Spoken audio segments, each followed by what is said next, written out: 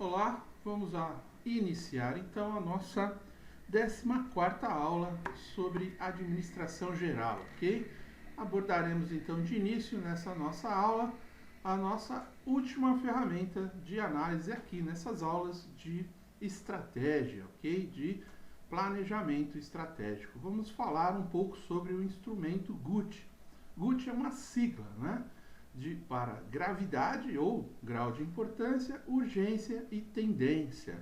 São parâmetros utilizados para o estabelecimento de prioridades na análise de situações, especialmente se forem várias, né? Se forem várias e relacionadas entre si, ok? Uma ferramenta, então, onde nós vamos estabelecer prioridade entre várias situações que se relacionam, medindo aí a gravidade, né, ou o grau de importância de cada uma, a urgência daquele assunto e a tendência, né, qual é o risco, qual é o futuro, qual é o ganho que aquilo pode trazer ou não para a companhia, para a minha empresa, ok? Realmente aprofundando um pouco sobre os conceitos, o grau de importância, né? Qual é o grau de importância do assunto? Aquele assunto é um assunto que está dentro do nosso foco, dentro das nossas competências, dentro dos objetivos, das metas, ok? Que efeitos surgirão ao longo do prazo? Ou seja, quando falamos lá de teoria da contingência, não é? Se então, ok? Se eu faço isso, o que vai acontecer no futuro? Se eu não faço, o que poderá acontecer, ok? Qual o impacto positivo da situação? Né? Uma forma também de medir o que eu faço ou o que eu deixo de fazer em relação a algo, né? Alguma ameaça, alguma oportunidade, um fator externo. Qual é o impacto, né, positivo sobre aquilo, né? Como eu consigo contornar as situações, ok? A urgência, né? Qual é a urgência de se intensificar o ponto forte ou usufruir da oportunidade? Como eu posso intensificar os meus pontos fortes, né? Usufruir as oportunidades quando eu medir lá na minha ferramenta SWOT, né? Eu identifiquei quais são os meus pontos fortes. Então, eu dou uma urgência a um ponto forte ou não, né? Usufruindo de uma oportunidade, se aquela oportunidade ela vai trazer ali um ganho rápido, não é? Com pouco investimento, enfim. E eu posso conseguir melhores resultados. Qual o tempo disponível para usufruir da situação? Quando discutimos aí bastante sobre a Balance Scorecard, não é? Que falamos aí do Kaizen, do lançamento de produtos, não é? Que você tem um tempo, quando você faz desenvolvimento de produtos, você tem um tempo para aproveitar, né? Por exemplo, aquela onda, né, de vendas, aquele lançamento inicial, aquela novidade. Então, você tem que acompanhar o mercado e qual é o tempo que você vai conseguir usufruir dessa situação. Por exemplo, tá? Mas vamos ver a ferramenta que ela pode ser utilizada em várias outras circunstâncias, ok? Qual a tendência, né? Será que a situação ficará melhor? Qual o potencial de crescimento? Então, análise futura, olhando para números atuais, olhando para o conhecimento do mercado, do cliente, da região, não é? Então você faz uma análise de tendência baseada em estatística, não é? Baseada em números, baseado na experiência, baseada em informações, né? Em projetos governamentais para desenvolvimento de regiões, por exemplo. Então, uma série de detalhes, uma série de outras coisas, né? O primeiro ponto aqui, então, da GUT, né, é identificação de pontos fracos e ameaças, por exemplo, tá? Então, vamos dizer assim, você vai dar pesos, né, de 5 a 1 para algumas situações, vai colocar aqui na horizontal a gravidade, a urgência e a tendência, e depois você vai multiplicar um pela outra. Por exemplo, você vai dar nota 5, não é? Para aquilo que vai que vai causar mais prejuízos, né? Mais dificuldades extremamente graves para a sua empresa. Aquele assunto, não é? Aquele projeto que você considera, depois que você fez lá o seu brainstorming, você fez sua análise de tendências, enfim, você vai verificar qual é o problema dentro da empresa que está trazendo mais prejuízos, né? É um problema extremamente grave. E vai medir na urgência, é necessária uma ação imediata ou não. Aquilo pode ser para mais tarde, não é? Se não for feita a situação, irá piorar rapidamente. Então, se tem uma tendência a piorar rapidamente, você também dará nota 5. Então, você deu aqui 5 para gravidade, não é? Vai trazer uma gravidade extrema. Você deu 5 para urgência, né? Tem que tomar uma ação imediata. E você deu 5 também para a situação, né? Que ela deve piorar rapidamente se você não tomar uma atitude. Com isso, você vai ter aqui a gravidade vezes a urgência vezes a tendência, 5 vezes 5 vezes 5, 125. E embaixo, né, você vai dar para aquilo que é muito grave, nota 4, né, com alguma urgência também nota 4, vai piorar em pouco tempo, mas não tão rapidamente, uma nota 4, 4 vezes 4 vezes 4, 64. Com isso, você vai pontuando, você vai criando uma classificação ABC, aquilo que é mais importante, aquilo que você tem que tomar a atitude rapidamente, não é? Para verificar aqui, por exemplo, lá nós estávamos falando aqui de gravidade, né? Muito grave, grave, pouco grave, sem gravidade. E aqui nós estamos falando, nesse próximo quadro, de muito importante, não é? Então a mesma coisa, aquilo que é muito importante, o impacto positivo da situação é extremamente importante, nota 5. Muito importante, 4. Importante, 3. Pouco importante, 1. Sem importância, 1. 2, né? Pouco importante, sem importância, 1. Então, 1 vezes 1 vezes 1 aqui embaixo no quadro dá 1, ok? E aquilo que tem o impacto positivo da situação é extremamente importante, então você dá uma nota 5. Para usufruir do seu impacto é necessário uma ação imediata, ou seja, tem que aproveitar a onda do mercado, então nota 5. Os resultados dessa situação virão rapidamente, ou seja, os lucros aparecerão rapidamente, então nota 5. Tudo aquilo que você puder pontuar para você conseguir medir todos os assuntos dentro da sua empresa, não é? Em todas as reuniões você pode utilizar esse tipo de ferramenta para medir, não é? Olha, quais são as melhores ações, porque às vezes fazemos longas reuniões, vários assuntos, e até conseguimos delinear lá, determinar as responsabilidades, quem serão as pessoas, porém com muitos assuntos, às vezes as pessoas têm dificuldade de conseguir priorizar. Então isso aqui ajuda a dar prioridade, não é? Aquilo que tem a gravidade, que tem urgência e que tem uma tendência em piorar, né? Ou melhorar rapidamente a sua situação, ok? É uma ferramenta bastante prática que pode ser utilizada em muitas ocasiões, perfeito? Muito bom! Vamos falar um pouco agora sobre impactos das novas tecnologias, né? Estamos cada vez mais evoluindo tecnologicamente, principalmente na questão de informações, com o advento aí da internet, não é? Da globalização, dos aplicativos e tudo mais, ok? Até mesmo dos aparelhos, né? Cada vez estão mais competentes.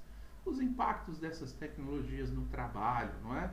O conteúdo e a natureza das tarefas, elas mudam constantemente, ok? Então temos que ficar atentos à tecnologia para que possamos melhorar, não é? Treinar nossos funcionários em novas tecnologias quanto ao conteúdo, a natureza das tarefas, o conhecimento, a habilidade ou capacidade requeridos, né? Isso também, com o tempo, você fica às vezes uma semana sem mexer, sem verificar algum aplicativo, você vai ver que aquilo já mudou e você tem que conhecer, você tem que ter habilidades, desenvolver uma habilidade natural, não é? E ter capacidade de absorver todas essas mudanças rapidamente. pressões e ritmo do trabalho, ele muda também, não é? Um trabalho que você fazia ali manualmente, você demorava um bom tempo. Quando você aplica uma tecnologia nele, né? Uma tecnologia rápida, isso faz com que o ritmo de trabalho mude. Isso faz também com que as pressões aumentem. Por quê? Porque o cliente lá, quem está consumindo, né, o seu produto, o seu serviço, ele também sabe que aquela atividade ela é muito rápida, então não tem por que demorar tanto para executá-la, ok? A interação entre os operários, né, entre os funcionários, os colaboradores de forma geral, né, ela é muito maior, ela é em tempo real, é online, ok? Todos conversam com todos em redes sociais, por e-mail, por seja lá qual for o método preferido de cada um, mas isso é tudo muito rápido, ok? A quantidade de operários, não é? Com a tecnologia, em algumas áreas você aumenta e em outras áreas você reduz, ok? Porque em algumas áreas vão crescendo, você precisa de mais gente. Quando falamos operários, aqui colaboradores, né? De forma geral, ok?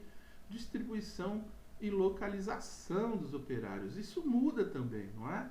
Quando você impõe tecnologia às máquinas, as pessoas em alguns lugares, elas têm que ser realocadas. Outros tipos de tarefas surgem, não é? Enquanto algumas deixam de existir, ok? Horários e duração das jornadas, isso também se altera, né? Principalmente com o advento aí de muitos trabalhos poderem ser realizados em qualquer parte do planeta, não necessariamente dentro de uma fábrica ou dentro de um mesmo ambiente. Isso altera bastante a questão de duração das jornadas de trabalho, que cada vez são mais flexíveis, ok? É óbvio, quando falamos de produção, não é? De indústria, isso tende a não ser assim tão evoluído, porque tem as leis trabalhistas, enfim. Mas a tendência, não é? Se você olhar para o futuro, muitas coisas ainda vão se alterar bastante, ok? São impactos de tecnologias que temos que levar em consideração. E vamos falar desses impactos, então, também no nível de emprego, na estrutura organizacional e no gerenciamento. No nível de emprego, as evidências relativas aí à redução do número de empregados devido à automatização de tarefas são contraditórias. Por que elas são contraditórias? Você pode reduzir em umas áreas e aumentar em outras, conforme nós falamos. As novas tecnologias podem gerar desemprego, não é? Quando você automatiza muitos processos, muitas máquinas, muita informação, algumas coisas deixam de ser realizadas. E, ao mesmo tempo, novas oportunidades que equilibram os empregos perdidos até um certo nível. É óbvio que quando você cria novas tecnologias, elas demandam também mão de obra, só que uma mão de obra mais especializada, uma mão de obra mais treinada. E isso pode, de certa forma, equilibrar até um certo nível. Pode haver perda, sim, de emprego nesta área, numa área específica, enquanto em outras áreas pode ter aumento, ok? Da necessidade. Então, se são compatíveis ou não, se elas são equilibradas ou não, isso é muito relativo, De área para área isso pode se alterar. Outra questão muito importante é o aumento na produção, quantidade produzida, máquinas cada vez mais tecnologicamente bem desenvolvidas, proporcionado por toda essa tecnologia, minimizando a questão do desemprego, porque quando você aumenta a produção, e com toda essa tecnologia, você desenvolve novos mercados, você amplia sua competitividade e sua possibilidade de exportação, por exemplo, abrindo novos mercados. E isso pode, de uma forma direta, aumentar muito o volume da sua produção e pode até gerar mais empregos, para que aquela nova demanda, aquele novo mercado desenvolvido, ele seja atingido, ok? Porém, um aspecto é válido. O nível de emprego preocupa toda a sociedade e varia de setor para setor e de empresa para empresa. Então, conforme falamos, algumas áreas vai reduzir, outras áreas irão aumentar. O que nós precisamos ter em mente é capacidade, né? Capacitar a todos, conhecimento, buscar conhecimento, treinamentos, informações, se desenvolver para estar em condições de absorver, não é? Toda essa nova tecnologia e aproveitar as oportunidades do mercado, ok? E o que muda com toda essa tecnologia na estrutura organizacional? A tecnologia, ela pode alterar profundamente as estruturas, né, organizacionais, as estruturas como um todo, né, provocando mudanças desde a forma de administrar até o layout das empresas. Então, conforme falamos, quando você foca a sua empresa num determinado processo, num determinado produto, não é? Você tem uma tendência a praticar aí um downsize, a mudar bastante, né? A praticar o empowerment. Você procura dar aos seus processos formas mais rápidas, tornar a sua empresa mais ágil, mais flexível. Isso pode mudar, inclusive, o layout das indústrias internamente, não é? Layout de produção e layout de desenvolvimento, vamos dizer assim, de desenho da empresa, não é? Como uma empresa era, com aquelas estruturas formais, não é? E com o advento da tecnologia, muitas estruturas são alteradas, não é? Muita coisa informal passa a ser formal e muita coisa formal deixa de existir.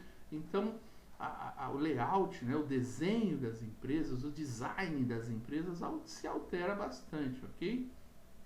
Sobre o impacto da tecnologia da informação na estrutura e processos organizacionais, destacam-se os principais efeitos aí, ó.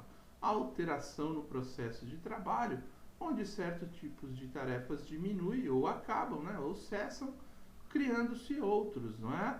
Exemplo bastante antigo aí, né, da datilografia e digitação. A própria digitação hoje em dia já não existe mais, não é?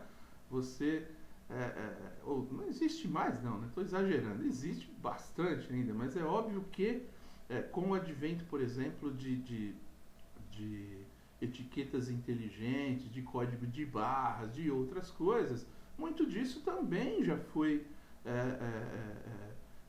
deixou de existir, não é? Então você alterou a função do trabalhador, você alterou a tarefa em si, mas você não eliminou, né, diretamente um posto de trabalho. Talvez você tenha reduzido, otimizado recursos. Onde você tinha 5, 6 pessoas, talvez você tenha 1, 2, ok? Isso reduz, sem dúvida nenhuma, a força de trabalho, porém você especializa mais as pessoas e criam-se na construção dessas ferramentas, não é? Porque você vai precisar das pessoas que criam os códigos de barra, você vai precisar das pessoas que fabricam esses equipamentos.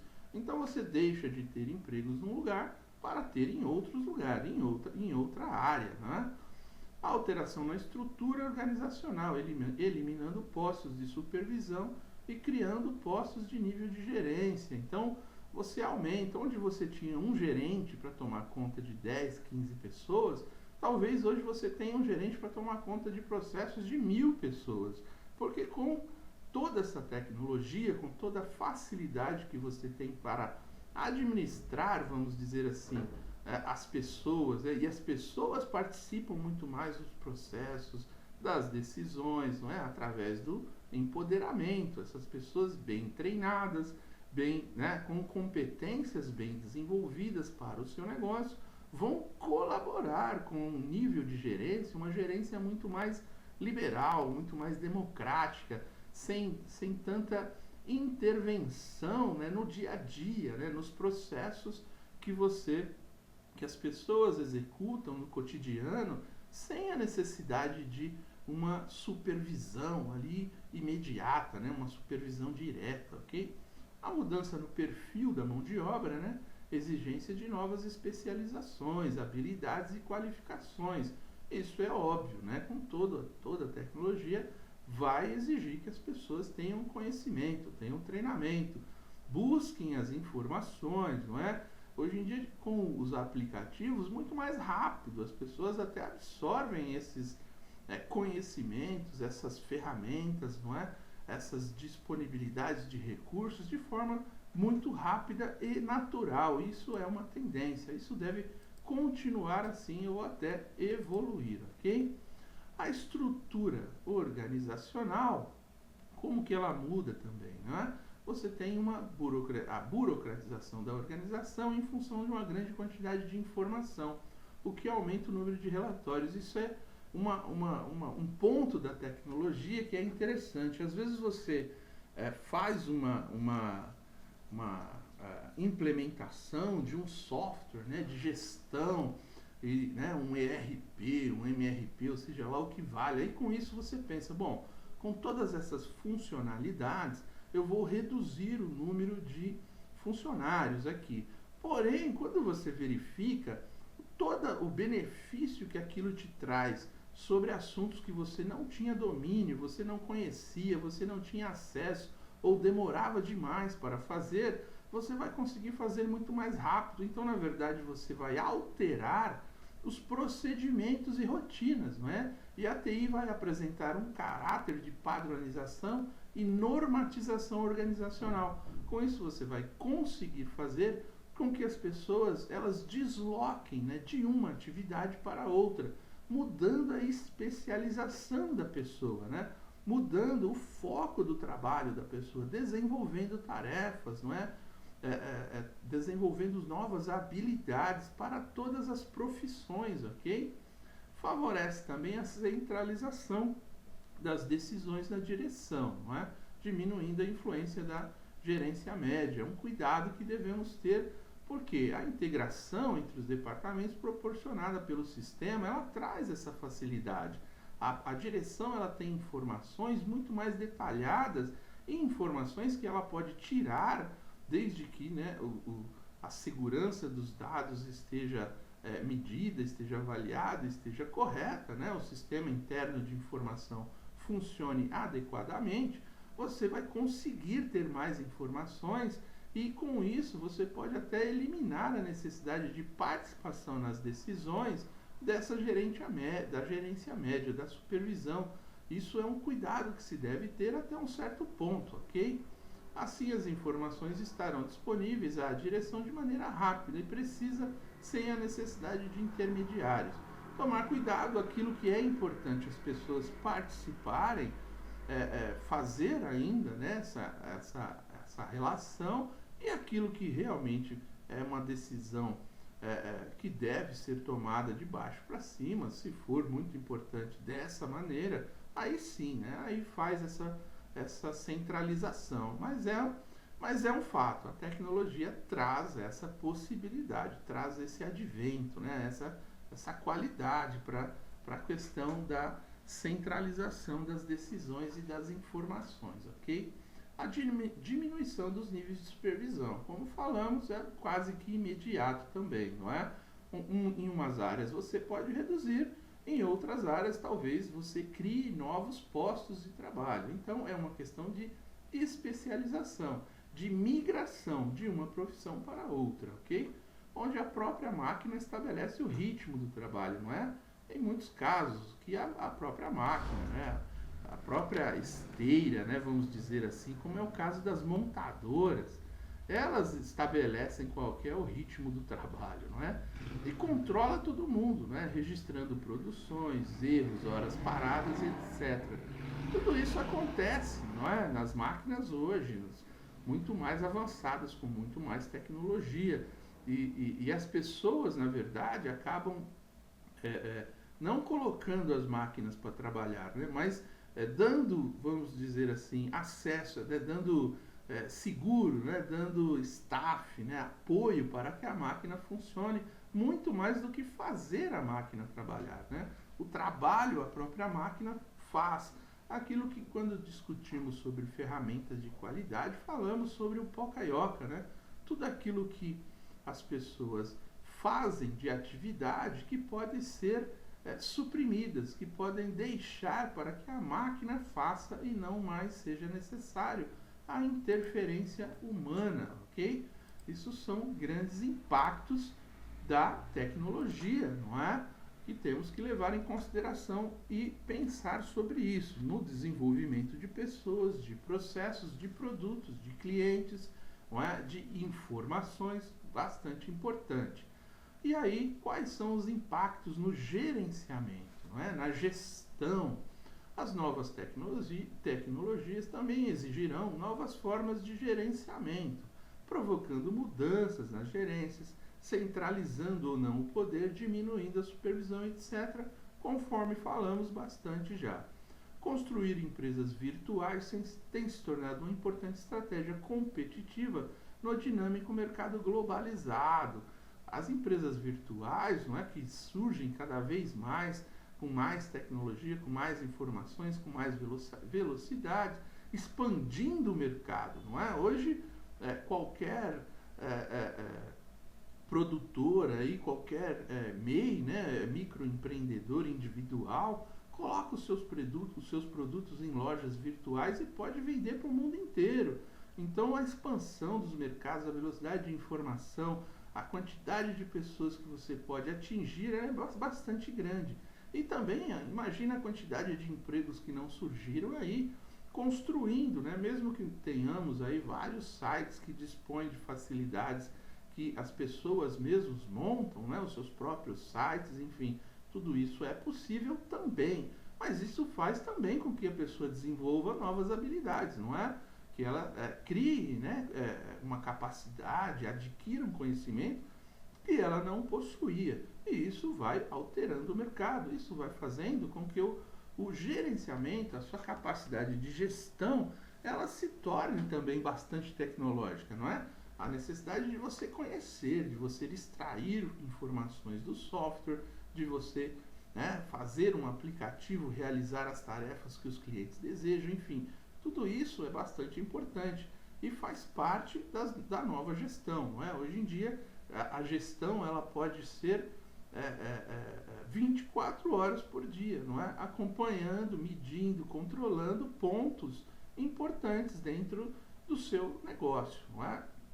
Atualmente, vantagens competitivas duradouras podem derivar somente do uso inovador e da gestão do conhecimento organizacional por empresas geradoras de conhecimento e organizações que aprendem, não é isso? Então, o Learning Organization, que é aquilo que a gente traz de competência para dentro da empresa, a gente faz, né, com que aquilo que faz parte dos nossos elos verticais, né, o conhecimento que a gente segura dentro da empresa, ele se capacite, ele evolua, ele consiga se atualizar e também ele consiga se melhorar, né? Ele consegue ter um aproveitamento maior em função de toda essa tecnologia à disposição. Então você faz gestão de informações, de pessoas, de produtos, de processos, de mercados, enfim, tudo que pode envolver recursos, né, produtivos, financeiros, tecnológicos, de forma muito mais direta, muito mais rápida, com pontos de controles que podem ser automáticos, que o próprio software controla sem a necessidade de pessoas, e aquelas informações sempre estarão em tempo real à sua disposição, ok? Muito bom, então paramos por aqui, voltamos na próxima aula falando sobre gestão de pessoas. Agradeço, até mais, muito obrigado.